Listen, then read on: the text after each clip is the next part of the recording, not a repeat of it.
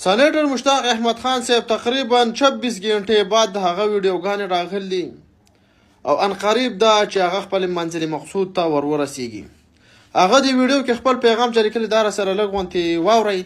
موبائل اسرائیل के ज़ोइनिस्ट apartheid fascist regime ने मेरा मोबाइल जाम कर दिया है और मेरा मोबाइल बिल्कुल काम नहीं कर रहा, इसलिए मैं किसी राबिते में भी नहीं हूँ पाकिस्तान से और ना ही कोई अपडेट अपने सोशल मीडिया के ऊपर. دوستانو دغه ویډیو و چې تاسو وکتل، سینیټر مشتاق احمد خان صاحب یو بل ویډیو شوی دا چې کله روانګي کوي کسان ته کړي دا لږ غونډې واورئ ګوټې.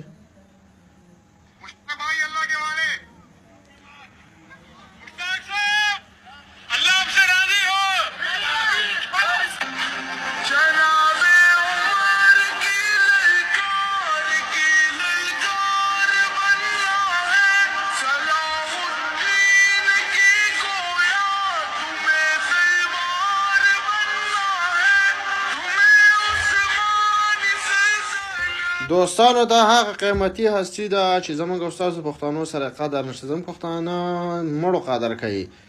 د هغه قیمتي هستی ده چې ریاست مشران، حکمرانان، جنرالان یو کار نشي کولی او د عام سړی یو دومره لوی کار په سر اخلي چې خپل مال حال هر څه راواخلي او ځان سره یې کړي خوراک توکي میډیسن او دا هغه ځای ته مظلومه خلکو له ځان رسوي.